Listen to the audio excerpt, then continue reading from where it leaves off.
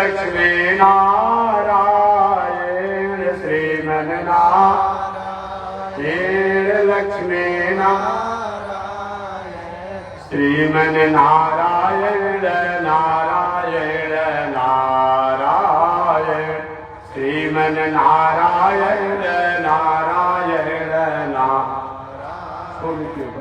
बोलिए श्री लक्ष्मी नारायण भगवान की। अनंताचार्य कृपया आप लोग इस क्षेत्र पे बैठ जाइए, मेरे को परेशानी हो रही है।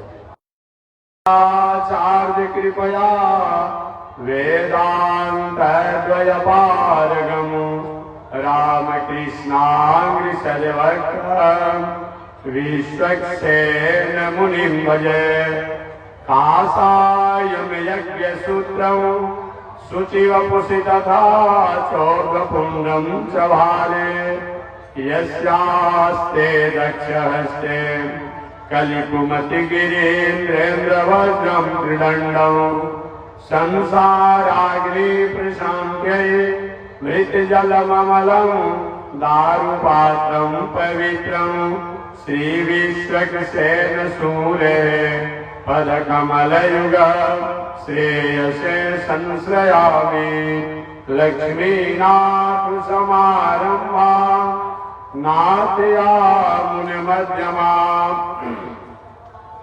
अस्मदाचार्यपर्यन्ता वन्दे गुरो परम्परा। नारायणाय विद्महे वासुदेवाय धीमहि तन्नो विष्णु प्रचोदयात् महालक्ष्म्यै च विद्महे विष्णुपत्न्यै च धीमहि तन्नो लक्ष्मी प्रचोदयात्।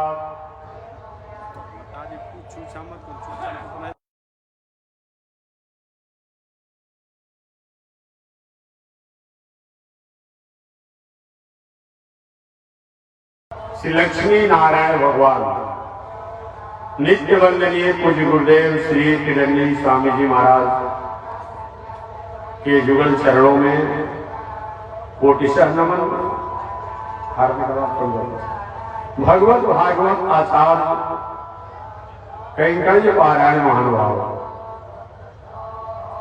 अभी आप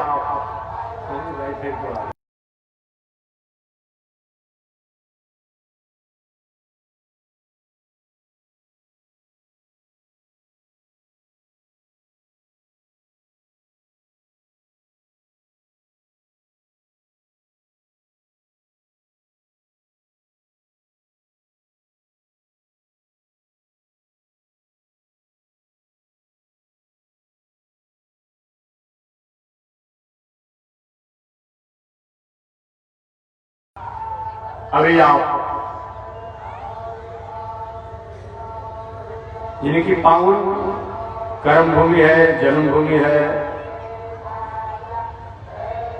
और भाग भविष्य की उज्ज्वल भूमि है, ऐसे पूर्व डीजीपी वर्तमान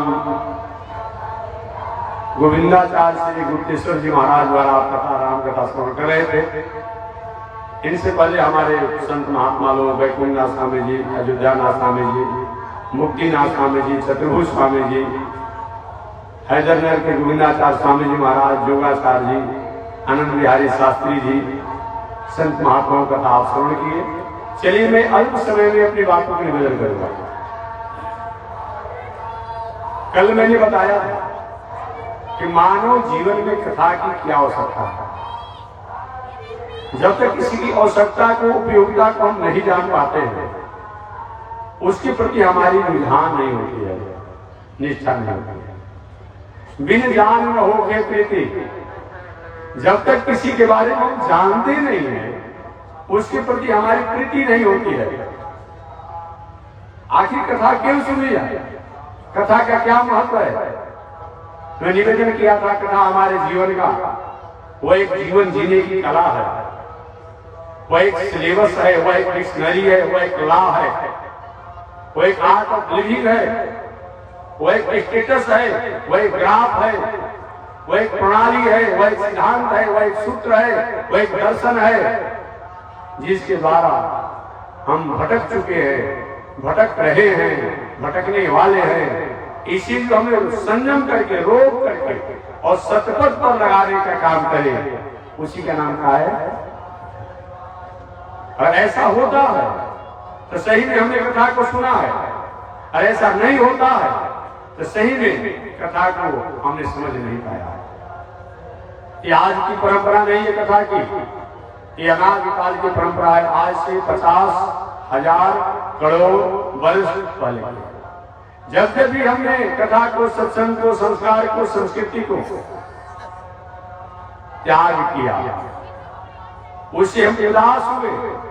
हमारे जीवन में परिस्थितियां तो आती रहेगी, लेकिन वह परिस्थितियां जब हम अच्छे कर्मों को त्याग देते हैं, वह समस्या बन करके आती है, वह संकट बन करके आती है, वो आपत्ति बन करके आती है। और जब हम अच्छे कर्मों में रहते हैं तो परिस्थितियां हमारे सामने आएगी, लेकिन वह परिस्थितियां समाधान बन करके कहीं न कहीं ठीक होती है। इसीलिए जीवन में कथा होना चाहिए। इन पावन भूमि पर श्रीमद् भागवत महापुराण के 11वें स्कंद की पावन कथा को निवेदन करना है। चलते हम द्वारिकापुरी में। द्वारिकापुरी का नजारा है, स्वर्णमयी द्वारिकापुरी है, चारों तरफ से समुद्र से घिरा हुआ द्वारिकापुरी है। द्वारिकापुरी में किसी चीज की कमी नहीं है, किसी चीज की कमी नहीं है। भगवान श्री कृष्ण 125 वर्ष की उम्र में 11 वर्ष वृंदावन गोकुल ब्रज में रहे, 14 वर्ष मथुरा में रहे, 100 वर्ष द्वारिका में रहे। कुल मिलाकर के 125 वर्ष भगवान श्री कृष्ण इस धरा धाम पर, इस संसार में रहे। भगवान श्री कृष्ण अपने जाने की तैयारी में थे। मन में थोड़ी सी उदासी है, लेकिन जब भी कभी किसी प्रकार के आपके जीवन में समस्या हो और समस्या का समाधान कोई होता है तो हमारे द्वारा होता है, हमारे से होता है, हमारे में होता है, हमारे अंदर होता है। समस्या की प्रक्रिया जो होती है, जो भले हम बाहर घूमते हैं, तीर्थ, व्रत, पूजा पाठ, यज्ञ दान, लेकिन समाधान जब भी किसी को हुआ है अपने भीतर हुआ है, अपने द्वारा हुआ है, अपने से हुआ है, अपने में हुआ है, अपने अंदर हुआ है। उदाहरण के रूप में वाल्मीकि जी वही वाल्मीकि थे। समाधान की प्रक्रिया संतों द्वारा उन्होंने जाना, हिंसा को त्याग दिए, अहिंसावत के पुजारी बन गए। अंगुलीमाल डाकू तो था ही, साधु बनने के बाद भी था और साधु बनने से पहले भी था। समाधान की प्रक्रिया गौतम बुद्ध ने बता दिया। जब किसी को जीवन दान देने का अधिकार तुम्हें नहीं है तो किसी को मारने का अधिकार किसने दिया? हो गया उपदेश। अंगुलीमाल अहिंसा व्रत का पुजारी बन गए। समाधान की प्रक्रिया हमारे भीतर होती है। कुछ ऐसे लोग होते हैं कि बहुत शराब पीते हैं, मांस खाते हैं, उपद्रव करते हैं, जुआ करते हैं और भी उपद्रव करते हैं। कभी उनके मित्रों के साथ कोई घटना घट गई, कोई परिवार में कुछ झटका लग गया, किसी प्रकार का कोई सदमा हो गया, वही व्यक्ति और दुनिया से मतलब नहीं है। दुनिया स्वार्थी है, सब लोग स्वार्थ के हैं और अपना मन में, दिल में, दिमाग में जो कर्म थे उसको त्याग दिया, अच्छे जीवन जीने लगे। समाधान की प्रक्रिया दुनिया हो सकती है, तीर्थ व्रत हो सकता है, पूजा पाठ हो सकती है, यज्ञ दान हो सकता है, लेकिन समाधान जब भी हुआ है अपने में, अपने से, अपने द्वारा, अपने भीतर हुआ है। भगवान श्री कृष्ण 125 वर्ष की आयु को व्यतीत करने के बाद अपने गोलोक धाम जाने की तैयारी में थे। भगवान का ये धाम जो है ये ऑफिस है, कर्जालय है। भगवान का एक अलग धाम है। ये दुनिया वाला धाम जो है अयोध्या, मथुरा, माया, काशी, कांची, बक्सर, अवंतिका जो भी है भगवान का, ये धाम है, ये लीला धाम है, ये कर्म धाम है। वास्तविक भगवान का धाम कहाँ है? यदि गत्वा न निवर्तन्ते तद्धामं परमं मम। जहां जाने के बाद पुनः लौट करके आने की कोई गुंजाइश नहीं है, वह भगवान का धाम है। कर्म भूमि का भी महत्व होता है, याद रखिएगा। जन्म भूमि से प्रेम तो होता है आपको, लेकिन जहाँ बिजनेस करते हैं, व्यापार करते हैं, नौकरी करते हैं, किसी ऑफिस में ड्यूटी करते हैं, उसका भी महत्व होता है। उसके द्वारा हमारा जीविकोपार्जन चलता है, परिवार का संवर्धन होता है। तो भगवान इस संसार में आए। अगर वैकुंठे में भगवान रहते, गोलोक धाम में रहते, साकेत लोक में रहते, इस तरीका से भगवान के प्रति हम संसार के प्राणियों का रुझान नहीं होता। लेकिन भगवान लोग ये भारत भूमि, पृथ्वी पर अपना कर्म भूमि समझ करके जब इस ऑफिस में आए, चाहे वह ऑफिस हो बक्सर हो, चाहे वह वृंदावन हो, चाहे वह द्वारिका हो, चाहे मथुरा हो, चाहे अयोध्या हो, चाहे उज्जैन हो, जो भी भगवान का अवतार जहां जा हुआ है, जब आए ये दुनिया में नाम ही नाम हो गया, नाम ही नाम हो गया। हम जन्म तो लेते हैं, लेकिन जन्म के बाद हम कर्म द्वारा जितने जाने जाते हैं, उतना शायद जन्म द्वारा भी नहीं जाने जाते हैं। और जन्म भूमि का भी महत्व कहीं बढ़ता है तो कर्म के कारण ही बढ़ता है। यही बातों को भूल आप नहीं सकते हैं। भगवान श्री राम अयोध्या में आए, ठीक है, प्रकट हुए, और कहीं बक्सर नहीं आए होते, जनकपुर में नहीं आए होते, 14 वर्षों का वनवास नहीं होता, चित्रकूट नहीं गए होते, लंकापुरी नहीं गए होते, उस तरीका से नाम नहीं होता। इसलिए जन्म भूमि का महत्व है, लेकिन कर्म भूमि का भी महत्व कम नहीं है। भगवान श्री कृष्ण का ये दुनिया जो है कर्म भूमि ऑफिस से कर जाले 125 वर्षों की आयु व्यतीत करने के बाद भगवान अपने गोलोक धाम में जाने की तैयारी में थे। वो भगवान के धाम का क्या नाम है? यदि गत्वा न निवर्तन्ते तद्धामं परमं मम। सब भगवान कहते हैं, कहाँ मेरा धाम है? यदि गत्वा न निवर्तन्ते तद्धामं परमं मम। जहां जाने के बाद उन्हें संसार में लौट करके नहीं आना पड़ता है, वही मेरा मूल धाम है। इस संसार में संसार के प्राणियों को त्राण करने के लिए, उद्धार करने के लिए, कृतार्थ करने के लिए आते हैं भगवान। वास्तव का धाम कहाँ है? दिवीव चक्षुराततम तद्वै प्रासो विपन्वयो जागृवांश समिन्दते विष्णोर्यत्परमं पदम् पर्याप्तानन्तराय सर्वयस्तमोतिरातं मूर्तम् भवति सर्वस्याप्त्यै। ये भगवान का धाम है, ये घर है। भगवान अपने धाम, अपने गोलोक धाम जाने की तैयारी में थे। अचानक उनके पास उल्हाना आया, प्रभु द्वारिकापुरी आपके परिवार के लोग कभी कभी कहीं कहीं अपने मार्ग से, अपने खान पान से, अपने उठन बैठन से विचलित हो जाते हैं, और इस पर संयम नहीं किया जाए, नियंत्रण नहीं किया जाए, तो आगे आने वाले समय में समाज में उपहास होगा। प्रभु यदुवंशियों का उपहास हो जाएगा, थोड़ा सा आपको विचार करना चाहिए। देखिए, नीतिकारों ने कहा कि 5 वर्षों तक बालक को लाड़ प्यार स्नेह दीजिए। 5 वर्ष से 10 वर्ष का बालक हो जाए तो थोड़ा सा उसको संस्कार के प्रति और शिक्षा के प्रति उसको प्रवृत्त कीजिए।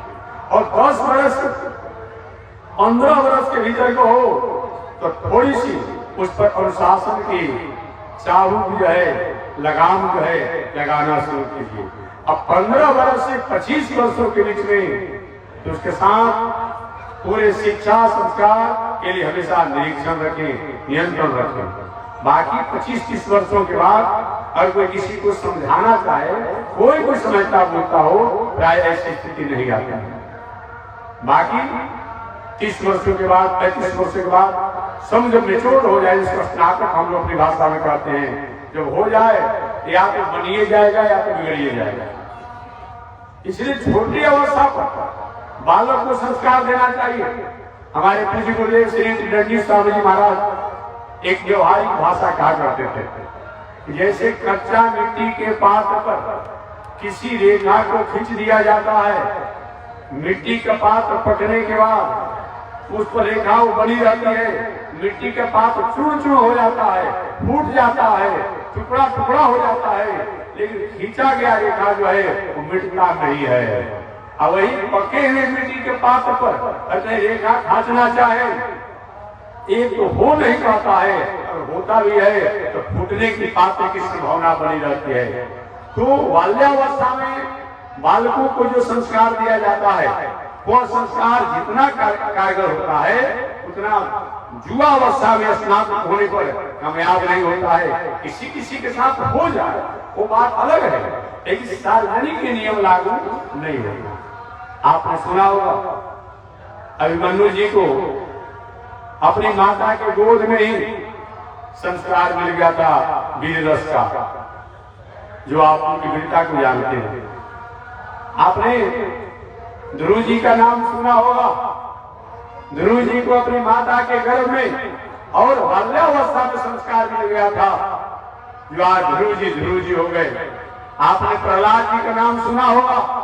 प्रहलाद जी को अपनी माता के गर्भ में ही संस्कार मिला और कुछ बाहर भी संस्कार मिला, जो प्रहलाद जी आज प्रहलाद जी हो गए। इसलिए संस्कार का बहुत बड़ा महत्व होता है। जहाँ संस्कार नहीं है, जहाँ नैतिकता नहीं है, जहाँ नैतिकता संस्कार संस्कृति का अभाव है, हमारे जीवन वो खुशहाल नहीं है। इसलिए जीवन में संस्कार होना चाहिए, संस्कृति होनी चाहिए, नैतिकता होनी चाहिए। और ऐसा होता है तो हमारे जीवन का साधन संसाधन, जीवन की दिनचर्या जो है वो हमेशा हमेशा के लिए वो मंगल कारक होती है। भगवान श्री कृष्ण 125 वर्ष की आयु व्यतीत करने के बाद अपने गोलोक धाम जाने की तैयारी में थे। अचानक भगवान के पास बुलाना आई, प्रभु परिवार के लोग, आपके परिवार के लोग, आपके वंशज, आपके पुत्र कभी मार्गों से भटक जा रहे हैं, कभी संत महात्माओं को अपमान कर देते हैं, कहीं संत महात्माओं के प्रति उदास व्यवहार हो जाता है, कहीं धर्म के प्रति उदास उनकी भाषा हो जा रही है। ऐसा अगर होता है तो अच्छा नहीं। भगवान ने अपने परिवार के लोगों को समझाने के लिए प्रयास किया। देखिए अंतिम क्षण तक हमें प्रयास करना चाहिए, चाहे वह समाज हो, परिवार हो, राष्ट्र हो, देश हो, कि सुधार किया जाए। लेकिन हमारे प्रयास करने के बाद भी अंतिम क्षण तक अगर सुधार नहीं हो रहा हो तो दैवी इच्छा मान करके और वहां से अपने को मुंह मोड़ लेना चाहिए। रामायण की कथा सुनाकर उदाहरण के रूप में आपने आगे प्रवेश करो। भागवत में आगे बहुत बावन शंकर जी की कथा सुन रहा था। बहुत बावन शंकर जी के परिचय के आप मुहताज नहीं है। क्या उनका पहचान है बहुत बावन शंकर जी का? आप जानते हो बहुत बावन शंकर जी का प्रथम विवाह दक्ष कुमारी सती जी के साथ हुआ था। ठीक है, सती द्वारा और जो अपराध हुआ वो आप जानते हैं कि वो बावन शंकर जी अगस्त ऋषि के आसन पर गए। क्यों गए? भागवत में तो नहीं है, एक अनर्थ स्पष्ट लिखा हुआ है। एक घटना उस समय के आखिर भूत बावन शंकर जी को अगस्त ऋषि के आश्रम पर जाने की स्थिति कैसे बने? तो अनर्थ ग्रंथों में लिखा हुआ है और कई कई संकेत मिलता है। आज भी पहले भी कुछ ऐसे समाज में लोग होते हैं, उनका अपना स्टेटस नहीं भी होने पर, अपना ग्राफ नहीं भी होने पर, अपना औजूद नहीं भी होने पर, जो औजूद वाले स्टेटस वाले और ग्राफ वाले लोग हैं उनको क्रोश करना चाहता है, उनको अपमान करना चाहता है। बड़े लोगों को कोई सम्मान दे दिया जाता है, उस सम्मान से अपने को गौरवान्वित होते हैं। आज सम्मान कोई भटके है व्यक्ति को, कहीं अटके हैं व्यक्ति को, कहीं नीचे पौरान पर रहने वाले व्यक्ति को आकार की प्रतिष्ठा मिल जाती है, वो उसका वह दुरुपयोग करता है, उसका मिसयूज करता है। एक बार नारद जी घूमते घूमते विंध्य पर्वत के पास गए। यही विंध्य पर्वत पहले के जमाने में केवल साधन और साधना संपन्न लोग ही नहीं उठते थे। पहले के जमाने में साधन संपन्न और साधना संपन्न लोग नहीं उठते थे। पहले के पर्वत भी उड़ते थे। और तो कहा जाए तो सुनने पर क्या नहीं हो महाराज वाला पहाड़ पत्थर उड़ता है क्या? और कम से कम ऐसा आपको संशय नहीं होना चाहिए। जब एक जड़ जहाज हेलीकॉप्टर अभी ड्रोन देख रहे हैं, ये उड़ रहा है, ये आप मान लिया नहीं मानेंगे? ये भी तो जड़ ना है, ये भी तो जड़ है। खनिज द्वारा लोहा बना है, तांबा बना है बना करके और उपकरण बना दिया गया है, वैज्ञानिक तकनीकी द्वारा उसको स्थापित किया गया है, आज उड़ रहा है।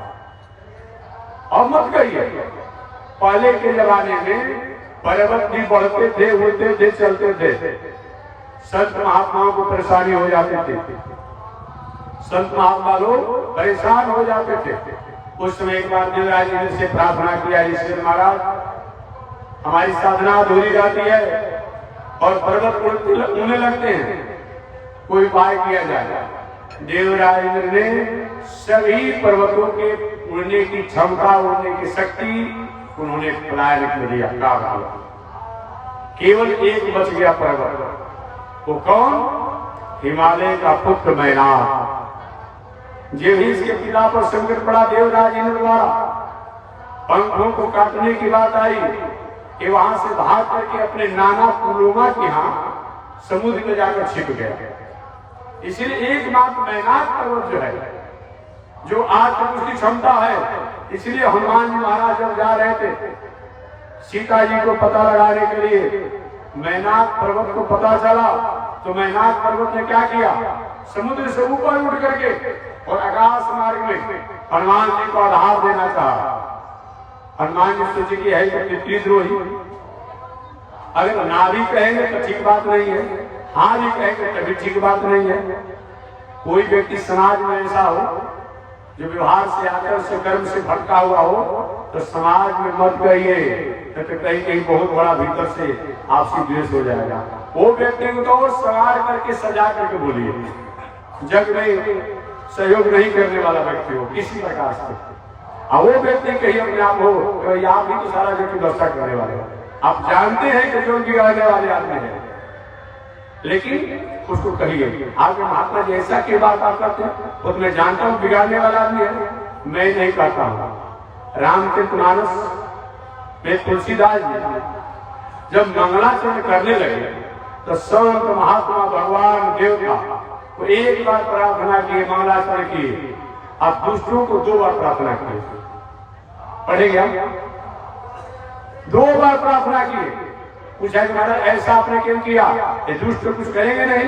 कि इसीलिए प्रार्थना की कि प्रार्थना करने से कम से कम लाज लिहाज होने के कारण तो काम नहीं बिगाड़ेगा, काम बनाएगा नहीं, लेकिन साथ में रहेगा, पास में रहेगा तो अपने लाज संतोष से कम बिगाड़ेगा नहीं। इसलिए आपको भी कोई सार्वजनिक काम करना हो और देखते अमुक व्यक्ति विरोधी आते हैं, अमुक व्यक्ति अपने आप काम बिगाड़ देगा, उसको सबसे पहले पकड़िए।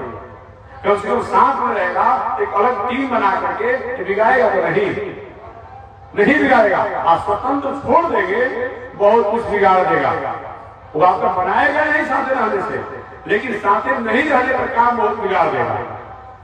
इसीलिए मानव काल में देवताओं की प्रार्थना तो किया कि देवता हमारी मंगल कामना करने वाले कि नहीं में, भगवान की प्रार्थना किए, संत महात्मा की प्रार्थना किए, लेकिन दुष्टों को भी प्रार्थना कर दिया तुलसीदास ने कि कम से कम दुष्ट को प्रार्थना करने से हमारे लेखनी में, हमारे जो समाज के यशस्वी जीवन के लिए एक आधार बनने वाला है, इसमें कहीं बाधा न पहुंचे, ऐसा विचार कर काम करना चाहिए। हनुमान जी ने कहा कि अगर पितृद्रोही समझकर के नहीं वार्तालाप करेंगे तो विरोध करेगा, भक्ति रूपी सीता का पता लगाने जाना है। हनुमान जी ने विचार किया कि सत्यम बुरियात, सत्य बोलना चाहिए, लेकिन ऐसा सत्य मत बोलिए जिससे सत्य से समाज में, राष्ट्र का कहीं अहित हो जाए। ये सत्य का मतलब नहीं है। यही पर हजारों आदमी आए हैं, कोई प्रकृति द्वारा, परमात्मा द्वारा, कान आदमी हो, लंगड़ आदमी हो, जैसा भी हो, अब एक कान भाई आइए बैठिए, या सत्संग होगा कि लत्संग शुरू हो जाएगा। झगड़ा है जो आता से बाहर, हमको तुमने काना कह दिया, काना को काना कहेंगे तो झगड़ा हो जाएगा। अच्छे आदमी काना कहेंगे तो हंस करके मुस्कुरा कहा जाएगा, अरे भाई जी क्यों मजाक कर रहे हैं। तो सत्यम प्रिया, सत्य बोलना चाहिए, न प्रिया सत्य, ऐसा सत्य मत बोलिए। इस धर्म सनातन, यही सनातन धर्म है, यही वैदिक परंपरा है। अतः हमारे यहाँ सत्य बोलने को बताया गया है कि ऐसा सत्य मत बोलिए। ये सत्य से समाज का, राष्ट्र का, संस्कृति का, देश का, प्राणियों का अहित हो जाए, इस सत्य का कोई मतलब नहीं है।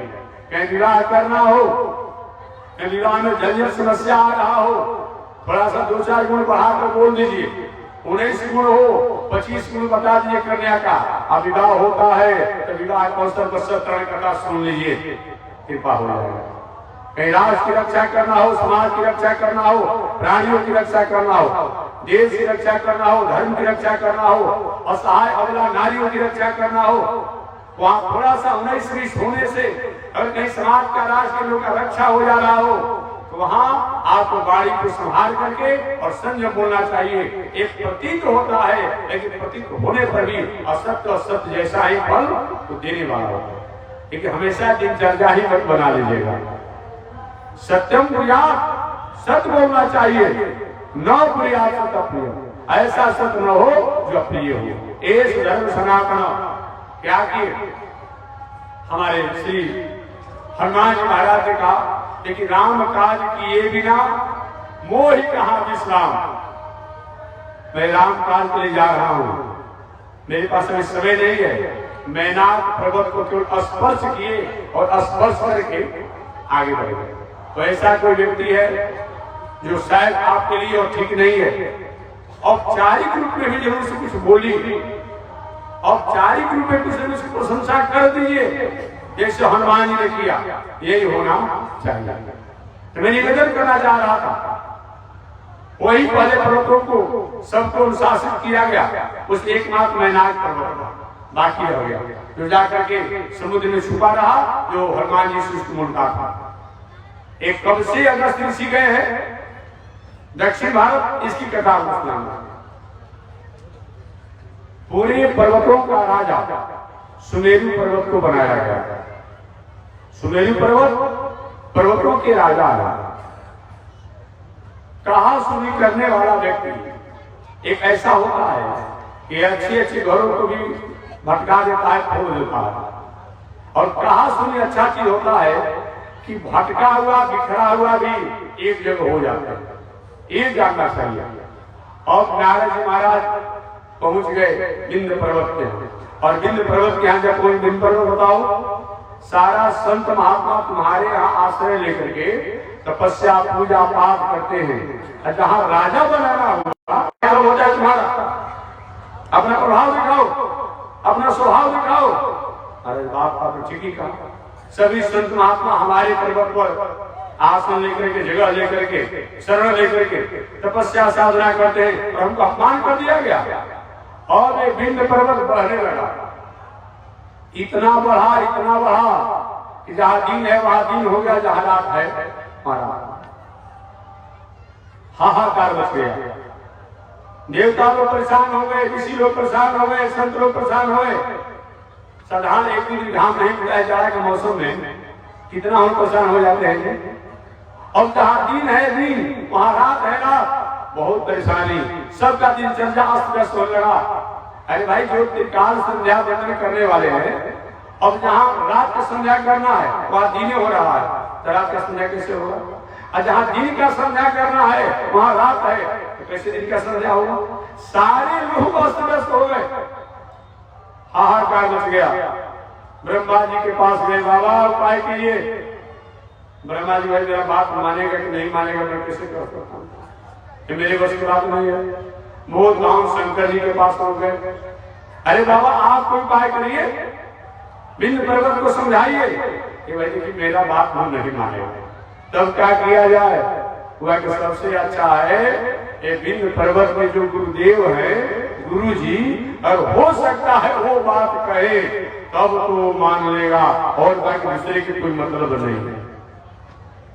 अब सब लोग विंध्य पर्वत के गुरु अगस्त ऋषि हैं, जो काशी में, आज ये काशी में अगस्त गंगाई का स्थान है, काशी में तपस्या साधना करते थे और भूत बावन शंकर जी की पूजा पाठ करके आनंद में रहते थे। हमको कहीं नहीं जाना है, यही में अपना जीवन को जीवना। सभी संत महात्मा ऋषि देवता लोग अगस्त ऋषि के आश्रम पर गए काशी में।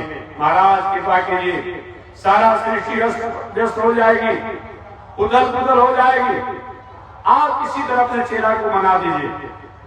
अगस्त ऋषि एक बजे में जाऊंगा नहीं, जब समझाया गया बुझाया गया, शंकर जी ने वचन दिया कि देखिए मैं आपको वचन देता हूं, आप जहां रहेंगे वहां मैं आपको दर्शन देने के लिए आऊंगा और आपसे मैं सत्संग सुनूंगा, ऐसा मैं वचन देता हूं। तब अगस्त ऋषि मान गए। अब वही अगस्त ऋषि जब यात्रा करने लगे और यही विंध्य पर्वत के सामने गए, जो खड़ा हुआ था पृथ्वी से लेकर आकाश को स्पर्श कर रहा था, तो देखा मेरे गुरुदेव आ गए। तब सूत करके प्रणाम किया, भूतल परे लकुट की नाना। सूत कर जब प्रणाम किया तो जो सूर्य अस्त व्यस्त हो गए थे, जहां रात ठहराते था दिन दिने था, वह सब होने लगा।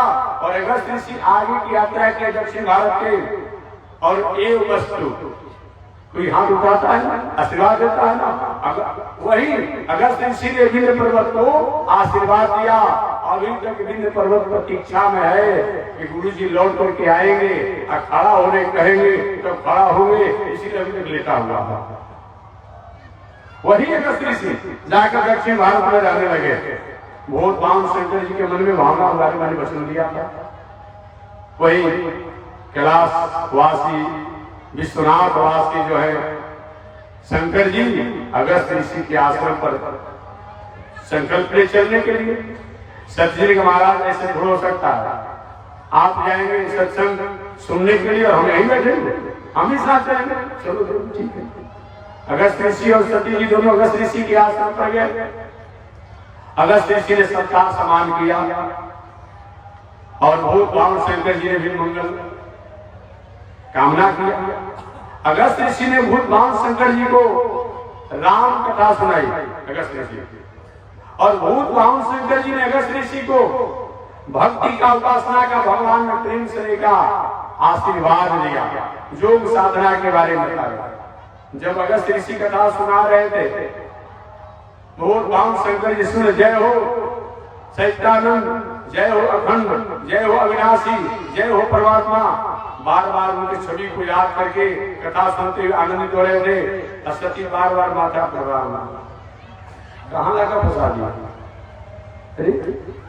एक कथा सुनाने वाला सम कथा सुनने वाले को प्रणाम कर रहा है, एक कथा का सुनाएगा। बहुत बावन शंकर जी समझाया देवी जी यही भक्ति है। हमारा वैष्णव दर्शन कहता है वैष्णव वैष्णव दृष्टवा प्रणवेन्द्र नभो। एक वैष्णव जो है दूसरे वैष्णव को देख करके सिर झुका ले, हाथ जोड़ ले, नेत्रों को कोमल कर लेके हम मानते, आप मानते कि संत है, सन्यासी है, गुरु है, पुरोहित है, हम मानते कि आप में भगवान है, हम मानते आप में भगवान है। वैष्णव वैष्णव दृष्टवा प्रणवे दंडत, यहाँ पर प्रणवे दंडत मऊ। आपको घर नेचर से नेचर से बदल गया, लाल कपड़ा पहन ले रहा है, हमारा कहना नहीं चाहिए। जो हो रहा है समाज में अच्छी बात नहीं है। संत भेष अच्छा है, संत परिवेश भी अच्छा है, लेकिन जो आज हम अपने स्वरूप को बदल करके जो काम करते हैं ये बात ठीक नहीं है। एक संत, अब कोई साधारण कोई पढ़ लेता है कि संत महात्मा को आदर नहीं करना जानता है कि संत महात्मा क्या होता है कि नहीं। एक वैष्णव दूसरे वैष्णव को देख करके वो आदर की भावना रखे, प्रणव की भावना रखे, परमात्मा की भावना रखे, इनमें परमात्मा की सत्ता है।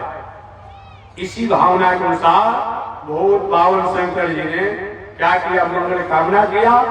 अगस्त ऋषि ने बहुत बावन शंकर जी को प्रणाम किया। सती जी इस बातों को नहीं समझते। महाराज चलिए, ऐसे ऐसे साधु तो कितना क्लास में आते रहते हैं। 81 में नाने सती भी साथ में आई। उसमें भगवान श्री राम इस संसार में कुछ दिन पहले प्रकट हो चुके थे। पिता की आज्ञा को पालन करने के लिए, माता के वचनों को पूरा करने के लिए, संतों को मंगल करने के लिए, धर्म की स्थापना करने के लिए और दुष्टों को संहार करने के लिए जो संकल्प लिए थे भगवान, उस संकल्प को पूरा करने के लिए एक विरही का रूप बना करके जंगलों में घूम रहे हैं। अचानक बहुत बाण शंकर जी चलते चलते आगे बढ़े तो देखिए घटना, भगवान श्री राम हरिणियों से, मृगों से, पंछियों से, वृक्षों से, वनस्पतियों से, जलाशयों से, पर्वतों से, चाहे वह स्त्रीलिंग हो पुल्लिंग हो, कभी स्त्रीलिंग में पुल्लिंग हो जा रहा है, पुल्लिंग में स्त्रीलिंग हो जा रहा है, हरिणियों से पूछना जाएगा तुमने मेरी सीता को देखी है, क्या तुमने मेरी सीता को देखा है? और सती जी का माता राम, वहां भी यही हाल है, यहाँ भी एक यही के रूप में घूम रहे हैं। मेरे स्वामी जय हो सच्चिदानंद, जय हो अखंड, जय हो अविनाशी, ये क्या कर रहे हैं? बाबा ने समझाया देवी जी ये लीला कर रहे हैं, ये नाटक कर रहे हैं, ये मंच पर नाटक कर रहे हैं, बस ये बात नहीं है, बात सत्य भी है। नाटक पर नाटक करते समय मंच पर वो व्यक्ति रहता नहीं है, लेकिन जब तक नाटक करता है वही रोल करता है, तभी तो नाटक अच्छा रहेगा। अब हरिश्चंद्र का, रोहित का कोई नाटक कर रहा हो, कोई किसी का बेटा हो, किसी का बाप हो, किसी का कोई चाचा हो, कोई नौकर हो, मंच पर जाकर हम इनका बाप है, इनका चाचा है, इनका नौकर है, नाटक अच्छा लगेगा? बिगड़ जाएगा नाटक। तो क्या करना पड़ता है, भले वो कुछ भी हो, लेकिन मंच पर जब आता है तो हरिश्चंद्र बनेगा, रोहित बनेगा, रोहित की माता कोई बनेगा, कोई अपने आप में और कुछ बनेगा, तभी नाटक अच्छा लगता है। बहुत बावन शंकर जी ने सती जी से कहा, देवी जी एक नाटक कर रहे हैं, बस तो ये बात नहीं है। सती जी ने कहा हम नहीं मानो, हम कैसे माने कि नाटक कर रहे हैं? बाबा ने कैसे मानोगी? सती जी ने कहा परीक्षा लूंगा। बाबा ने परीक्षा? देवी जी जानती हो परीक्षा किसका लिया जाता है? संत, शास्त्र, संस्कृति, ईश्वर, धर्म, ये परीक्षा का विषय नहीं होता है, याद रखिएगा।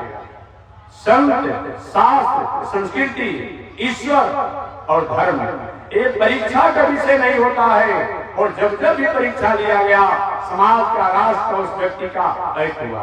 ये समर्पण का एक विषय होता है, ये जिज्ञासा के विषय होते हैं। इसलिए हमारे वेदांत दर्शन में, उपनिषद में अथातो धर्म जिज्ञासा, अथातो ब्रह्म जिज्ञासा, जिज्ञासा का विषय होते हैं ईश्वर, जिज्ञासा के विषय होते हैं धर्म, जिज्ञासा के विषय होते हैं संत, जिज्ञासा के विषय होती है संस्कृति और जिज्ञासा के विषय होता है संस्कार। रावण ने परीक्षा लेना चाहा सीता जी का कि राम मनुष्य है की पत्नी मैं ले लेता हूं, क्या करेंगे?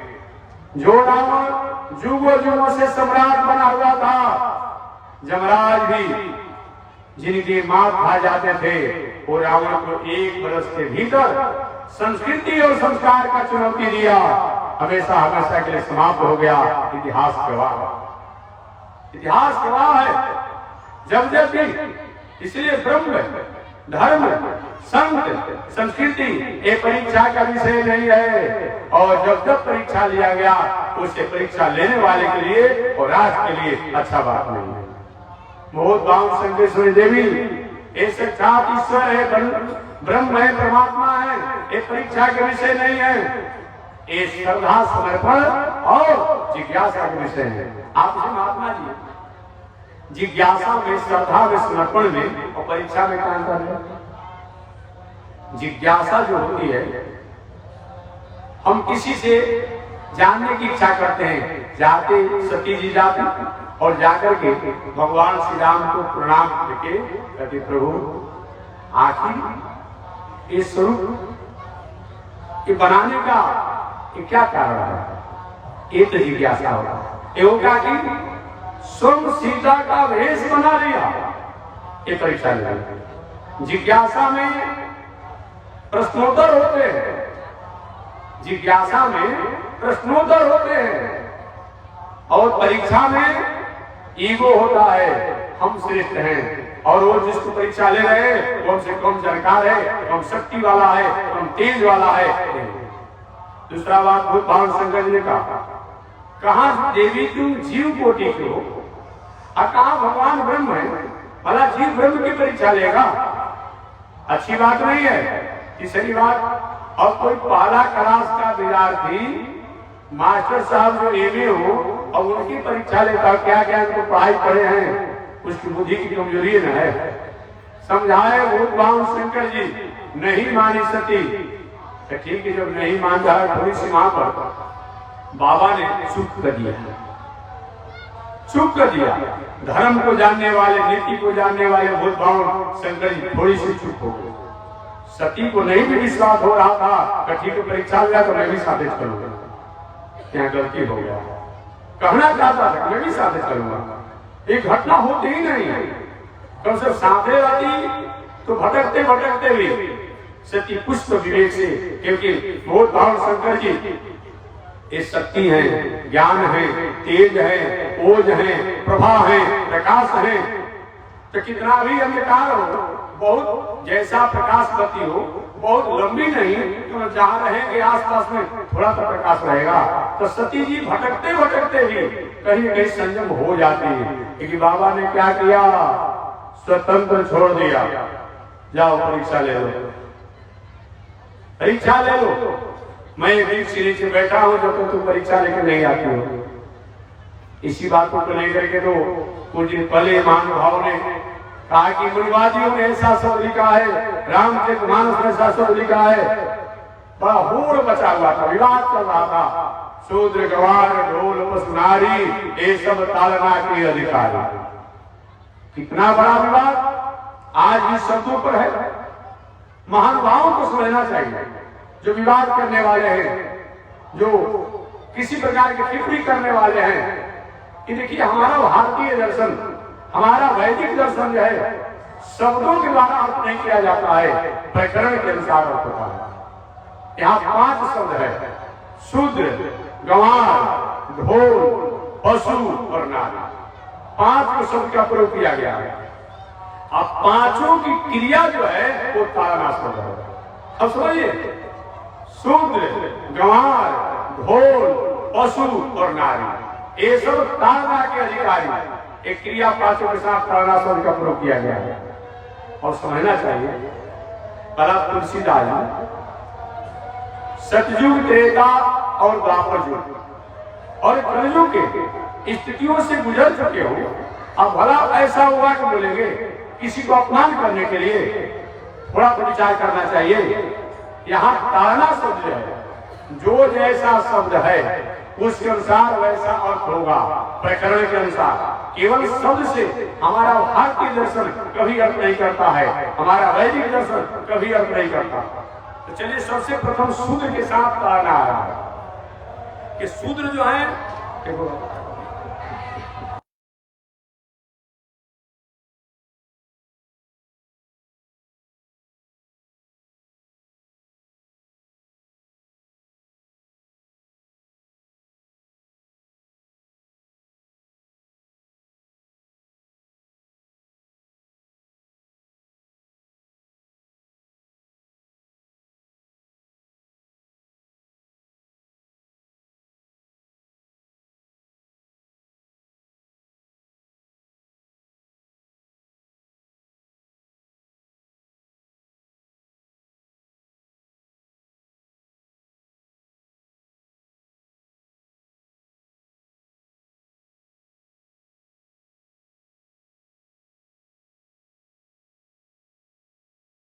बस्ती ही इसकी पानी है, शुक्लू के दोनों तीरों से चल रहा मनमानी है। अभी हमारा जीवन हैंडसम है, एक पल में क्षण में क्या हो जाएगा कौन जानता है। क्या पता है तो इस जिंदगी का, इस जिंदगी की क्या पता है कि अगला समाज जलेगी कि नहीं जलेगी, अगला ज्योति जलेगा कि नहीं जलेगा। अतः अच्छे कर्मों करने के लिए सुहस की अच्छे कर्मों में कभी भी विचार मत कीजिए।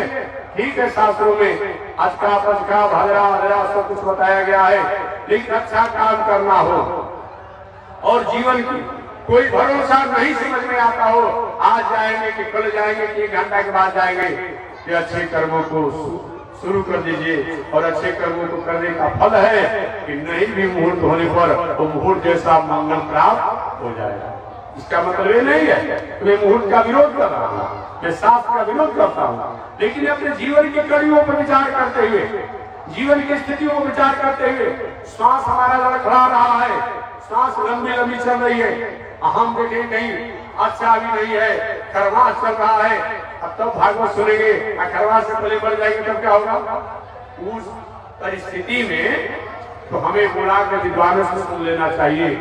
नहीं भी अच्छा पक्ष होगा, लेकिन सुनने का फल होगा, वो अच्छा मुहूर्त जैसा फल प्राप्त हो जाएगा, ये बताया गया है। इसलिए शास्त्र इसीलिए शास्त्रों में निवेदन किया गया है कि अच्छा कर्म अच्छे मुहूर्त में करने का फल है, लेकिन अगर मुहूर्त नहीं हो, हमारी स्थिति ऐसी हो तो करते हैं, तो भगवान इसी के लिए कहे मंगलम भगवान विष्णु मंगलम गरुड़ध्वज कहा जाता है। निवेदन करना चाह रहा था कि यहाँ पर शूद्र गंवार ढोल पशुनारी ये सब ताड़ना के अधिकारी, शूद्र के साथ ताड़ना शब्द का प्रयोग किया गया है। शूद्र कहते किसे है? जो अपने कर्म से, अपने व्यवहार से, अपने आचरण से, संगत से जो भटका हुआ व्यक्ति हो, गिरा हुआ व्यक्ति हो, वही व्यक्ति शूद्र कहलाता है। जिसका खान पान रहन सहन उठन बैठन बोल चाल सब भटका हुआ हो, गिरा हुआ व्यक्ति हो, वह शूद्र है। यहाँ किसी जात से कोई लेना देना नहीं है, यहाँ कोई जात से लेना देना नहीं है। ये भारतीय दर्शन जो है, वैदिक दर्शन जो है, ये शब्दों और प्रकरण का सारा होता है। ऐसे लोग भी जो खान पान रहन सहन उठन बैठन बोल चाल से भटके हुए हो, यही व्यक्ति त्याज नहीं है।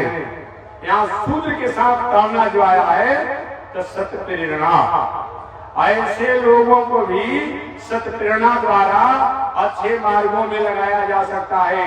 सत्य प्रेरणा के अधिकारी हैं, ये भी त्यागने के जो नहीं है। यहाँ पर सत्य प्रेरणा शब्द का है, न कि पिटने के अर्थ में लिया गया है। जहां तक गंवार, गंवार किसे कहा जाता है? जानता कुछ नहीं हो और हर जगह अपनी बातों को पेश कर देता हो, ऐसे लोगों को यथार्थ, यहाँ ताड़ना शब्द जो है यथार्थ शब्दों में है कि ऐसे लोग भी यथार्थ तत्वों के अधिकारी हैं, वो त्याग के अधिकारी नहीं है। शूद्र गंवार ढोल, तीसरे नंबर पर ढोल के साथ भी ताड़ना शब्द का प्रयोग किया गया है कि ढोल भी ताड़ना, ताड़ना में पिटना होता है कि नया तबला खरीद के लाइए, ढोल खरीद के लाइए, नगाड़ा खरीद के लाइए और सबसे घर में जो मजबूत डंडा उसे पिटने लगिए, यही बात बताया गया है। नहीं नहीं, यहाँ ढोल के साथ ताड़ना जाया गया है। यहाँ अनुभव, मैंने सभी लोग ढोल नगाड़ा के अधिकारी नहीं है, अनुभवी लोग ही अधिकारी है। अभी एक मिनट पहले मेरे भाई थोड़ा सा आवाज ठीक कर दीजिए। ये सब अधिकारी नहीं है, जो अनुभवी है वही ढोल के अधिकारी है, सब उसके अधिकारी नहीं है। यहाँ ताड़ना अनुभव में हुआ। और शूद्र जो है जिसका खान पान रहन सहन बिगड़ गया है, वहाँ सब प्रेरणा में होता है। गंवार के यथार्थ के या ताड़ना यथार्थ में हो गया, मैंने शूद्र के साथ जहाँ ताड़ना शब्द है वहाँ सत्य प्रेरणा शब्द से है कि सत्य प्रेरणा करके अच्छे मार्गों में लगाना। जो लोग का खान पान रहन सहन उठन बैठन बिगड़ा हुआ हो, चाहे वो कोई व्यक्ति हो, ब्राह्मण हो, क्षत्रिय हो, वैश्य हो, दास हो, कोई भी व्यक्ति हो, देशी हो विदेशी हो प्रदेशी हो, कोई हो, ऐसे लोगों को भी समझा बुझा करके अच्छे मार्गों में लगाने का अधिकारी है, वो त्याग का अधिकारी नहीं है। गंवार व्यक्ति नहीं जानता हो, उसको यथार्थ शब्दों को जना करके असत्य पर लगाना चाहिए। और ढोल जो अनुभवी हो, वही व्यक्ति ढोल का बजाने का अधिकारी है, सबको ढोल नगाड़ा बजाने का अधिकारी नहीं है। शूद्र गंवार ढोल पशु नारी, और पशु के साथ भी ताड़ना शब्द का प्रयोग हुआ है। और सुंदर गाय भैंस बैल खनखनाइए और डंडा ले पीटने लगी, ये कुछ जाति कहते हैं। नहीं नहीं, यहाँ पशु के साथ ताड़ना जो है यहाँ है कि निरीक्षण, हमेशा देख रेख करते रहिए। पशु को खुला छोड़ देंगे, कहीं भुला जाएगा, भटक जाएगा, कोई बांध लेगा, कोई दूसरा लेके भाग जाएगा। इसलिए हमेशा देख रेख करते रहिए। या निरीक्षण में अर्थ है, न कि पिटने में है। और नारी के साथ भी करना सबका पूरा हुआ है। जिन नारी, जिन स्त्रियों की कृपा से आज तुलसीदास जी इतना बड़ा संत बन गए और उनकी पत्नी उपदेश नहीं दी होती, इतना बड़ा साधु बनते हो। अब उस नारी के पिटने की बात करेंगे तुलसीदास जी।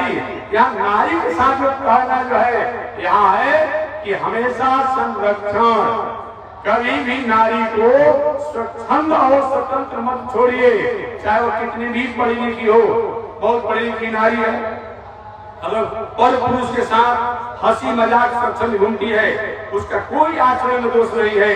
लेकिन समाज के लोग उदास दृष्टि से देखेंगे, तो हो सकता है कहीं इसके जीवन की दिनचर्या के भटकाव की तरफ तो नहीं है।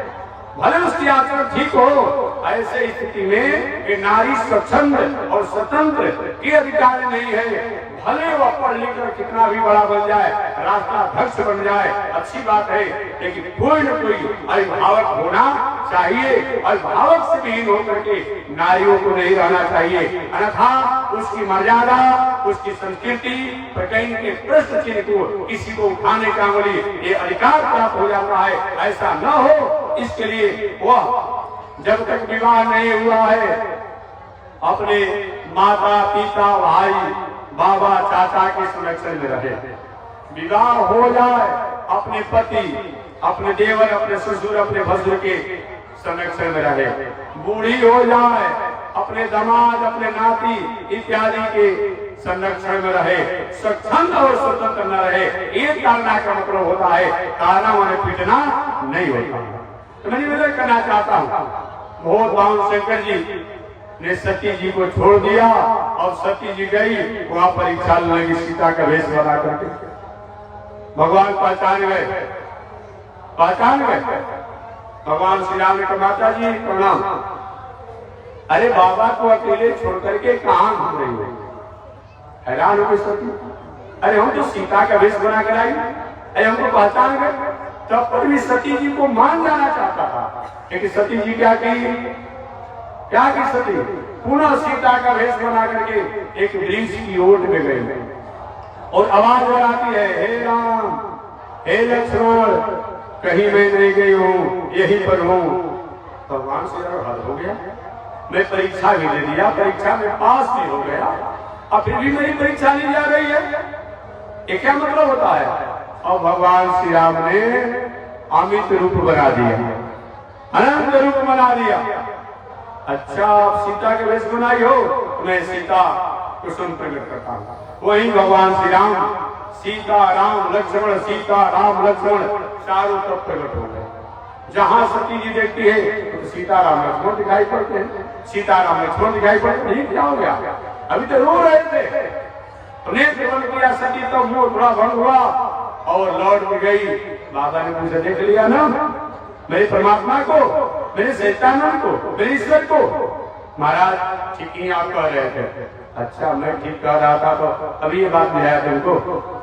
उसने बता रहा था ये अखंड है, ये विनाशी है, ये परीक्षा ये इसी तरह से लीला करने की है, तो तुम वहां क्यों गई? महाराज कुछ नहीं के, जो आपने कहा प्रणाम करने को वही में जाकर प्रणाम की। बाबा ने हम जब कहा प्रणाम करने को, तुमने प्रणाम नहीं किया और वहां तुम प्रणाम किया। कछु न परीक्षा ली गोसाई। अब देखिए दो व्यंग हो गया, एक झूठ बोलती है, कछु न परीक्षा ली गोसाई। इधर गोसाई कहती है, गोसाई में टीकादर्शी होता है, सर्वज्ञ होता है, इन्हें सर्वज्ञ भी कह रही है, टीकादर्शी भी कह रही है। आई इधर झूठ क्यों बोल रही है? बहुत भाव शंकर लिखा रही सही में कुछ किया कि नहीं किया? कोई ध्यान जो है कि मेरे आराध्या का वेश बना करके मेरी भक्ति को खंडित कर दिया है, सीता का वेश बनाई है। शिव संकल्प की मन मानी, शंकर जी ने संकल्प ले लिया। अब सती को इस शरीर से पति पत्नी का कोई मर्यादा नहीं, पति पत्नी की मर्यादा नहीं रहेगा, लेकर के कैलाश में आए।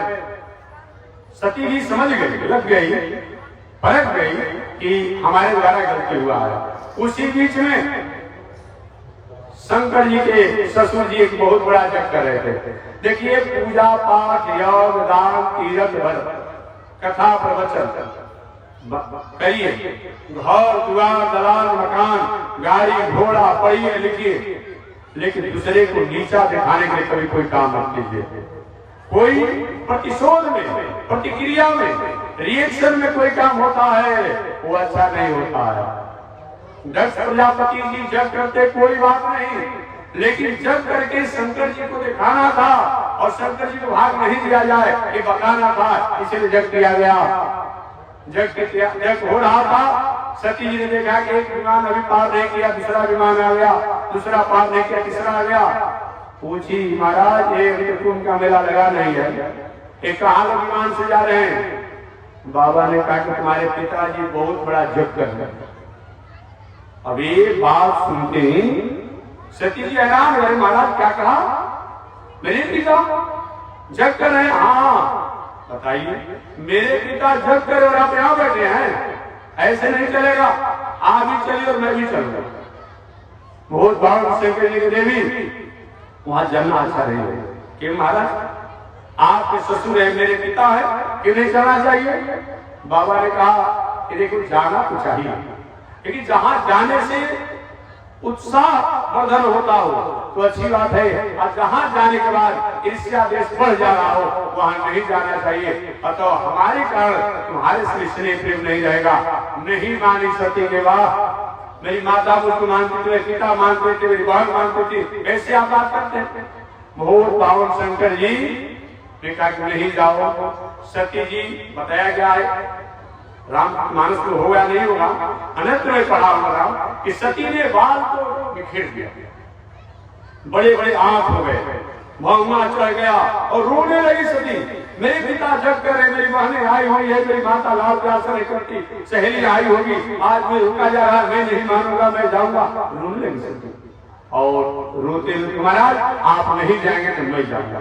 सती जी चलता, कुछ ही आगे बढ़ी, सती को विचार हुआ कि अभी कहीं जा रही हूँ लौट करके आऊंगा, नहीं रखेंगे तब क्या होगा? तब क्या होगा? पुनः सती जी लौट करके आने लगे। बहुत भाव शंकर जी ने देखा कि सती आ रही है, आंख बंद कर लो। महाराज मैं लौट करके आई हूँ, आज्ञा चाहती हूँ, आप चलना है तो चलिए, तो हमको जाने की आज्ञा दिया जाए। शंकर जी ने नहीं बोला, अच्छा ठीक है मैं जा रही हूँ। सती जी चल पुनः लौट करके आया, महाराज दूसरी बार मैं पूछने के लिए आई हूँ, मुझे आज्ञा दिया जाए। बाबा पुनः आगमन करिए, पुनः लौट गई, पुनः तीसरी बार लौट करके आई। इस बार मैं नहीं मानूंगा, मैं जा रहा हूँ, आप आज्ञा दीजिए ना दीजिए। सती चल बहुत पावन शंकर जी ने कहा अपने गणों से सुनो, ये सती की अंतिम यात्रा, जो भी सती का आभूषण हो, सोना चांदी हो, सब इसके साथ ले जाओ। अपने गणों को भेज दिए, वही सती को आभूषण इत्यादि लेकर के गढ़ गए और अपने पिता के घर जाकर के ही जग में मृत्यु को प्राप्त। मैं कथा इतना क्यों सुनाया? एक होनी होता है, एक दैव इच्छा होती है। हमारे प्रयास करने, एक मैं सुना रहा था, हमारे प्रयास करने के बाद भी अगर कहीं काम नहीं बनता हो तो अंतिम पल और अंतिम क्षण तक प्रयास करना चाहिए। इसके बाद भी काम नहीं बनता हो तो किनारे हो जाना चाहिए। बहुत पावन शंकर जी ने सती जी को रोकने के लिए, मृत्यु को रोकने के लिए प्रयास तो किया, लेकिन प्रयास असफल रहा। बहुत पावन शंकर जी समाधि में बैठे और ध्यान ऐसा क्यों हुआ? मैं यही हूँ, सो भावी मृता हूँ त्रिपुरारी, वही त्रिपुरारी मैं हूँ जो बड़े बड़े मार्केश्वर को जो मेरे नाम को जपने से, महामृत्युंजय रुद्राभिषेक करने से जो मार्ग हो जाता है, आज संभावी को मिटाने वाला है त्रिपुरारी, सब रोक रहा है, तुम्हारा मंगल नहीं होगा, तुम्हारा कल्याण नहीं होगा, लेकिन नहीं मान रही है। ध्यान की भूत भाव संग ये भावी होता तो मैं मिटा सकता था, ये ब्रह्मा की लेखनी की भावी होती तब तो मैं मिटा सकता था, लेकिन ब्रह्मा की लेखनी की भावी नहीं है, हरि इच्छा भावी बलवाना। क्या है? ये हरि की इच्छा से भावी है, अर्थात परमात्मा द्वारा ये अपचार किया। अपराध 3 प्रकार के होते हैं, भगवतापचार, असह्यापचार, अकृतकर्म प्रचार। और पापों को भगवान मार्जन कर देते हैं। लेकिन भगवता प्रचार हो जाता है और भागवता प्रचार हो जाता है। भगवान कहते हैं इसको मैं माफ नहीं करता हूं। ये सती द्वारा एक भागवता प्रचार हो गया है। अगस्त ऋषि को अपमान किया, अगस्त ऋषि को अपमान किया, इधर भगवान को अपमान किया। अतः अब इसका इस दुनिया में रहना कोई मतलब नहीं है। तो हरी इच्छा भावी बलवाना, हरी इच्छा को मान करके शंकर जी समझ गए कि अब सती को मरना ही अच्छा है। वही सती अपने जीवन लीला को समाप्त की। तो हमारे प्रयास करने के बाद भी अगर काम नहीं बनता हो तो अंतिम क्षण तक प्रयास करके और नहीं हो रहा हो किनारे हो जाना चाहिए। भगवान श्री कृष्ण ने यही किया। इसी पर सुनाना था। भगवान श्री कृष्ण ने यही किया। जिन अपने परिवार के लिए क्या नहीं किए, मथुरा में जन्म लिए, उनको कुछ भी आवश्यकता हुई। जो 10 दिना के थे उसी समय बड़े बड़े राक्षसों को संहार कर दिए, उनका कोई क्या आवश्यकता था। मथुरा में रहे, मथुरा से ब्रज गोकुल में आए, वहां से पुनः मथुरा आए और उस अंतराल में कितने दिनों से संग्राम हुआ, पुनः द्वारिकापुरी गए केवल अपने परिवार अपने लोगों के लिए। लेकिन फिर भी अपने परिवार के लोगों ने ये बातों को नहीं समझा। तो भगवान ने विचार किया अब इनको रहने की कोई मतलब नहीं होता है और चले जाए ही अच्छा होगा। जब तक खेत में दवा द्वारा, औषधि द्वारा, हमारे श्रम द्वारा खेत कहीं रोग से बच जाएगा कोशिश करना चाहिए। लेकिन खेत दवा औषधि और सब कुछ करने के बाद भी, तकनीकी उपकरण द्वारा सब कुछ करने के बाद भी और खेत का फसल जल जाए गल जाए तो उसको तो जला करके जोत करके साफ ही कर देना चाहिए। भगवान ने वही किया। अब उन लोगों को रहने की कोई आवश्यकता नहीं है और उचित नहीं है। ये संत महात्मा और धर्म का अपमान व्यवहार करते हैं। भगवान अब उन लोग से अलग होकर के अब अपने जाने की तैयारी में है। तो शेष चर्चा कल मैं करूंगा। आज उसी नजारे के साथ मैं द्वारिकापुरी की कथा में आपको ले जाकर के और वही को रोक दे रहा हूँ कि भगवान से कृष्ण 125 वर्ष की आयु व्यतीत करने के बाद अपने गोलोक धाम जाने की तैयारी में है। लेकिन गोलोक धाम जाने की तैयारी में क्या उपक्रम बन रहा है, कैसे जाया जाए, अपने परिवार के लोगों को कैसे समेटा जाए, कैसे समझाया जाए, ये विचार का भगवान द्वारिकापुरी में है। तो अगले दिन देखेंगे कि भगवान किस तरीका से अपने परिवार को समझाते हैं और नहीं समझने वालों को क्या होता है। शेष चर्चा अगले दिन आज इसी के साथ वाणी गिरा। श्रीमन नारायण लक्ष्मी नारायण, श्रीमन नारायण लक्ष्मी नारायण, श्रीमन नारायण नारायण नारायण, श्रीमन नारायण नारायण नारायण। आग लगी आकाश में बरसन लगे अंगारो, आग लगी आकाश में बरसन लगे। संत नहीं होते जग में तो जल मरता संसार, संत नहीं होते जग में तो जल मरता संसार। श्रीमन नारायण नारायण नारायण, श्रीमन नारायण नारायण। बोलिए श्री लक्ष्मी नारायण भगवान के, भास्कर भगवान रामानुज स्वामी महाराज के, विश्ववंदन जगदाचार्य श्री त्रिदंडी स्वामी महाराज के। हरि ओम। शांति है, शांति है, शांति।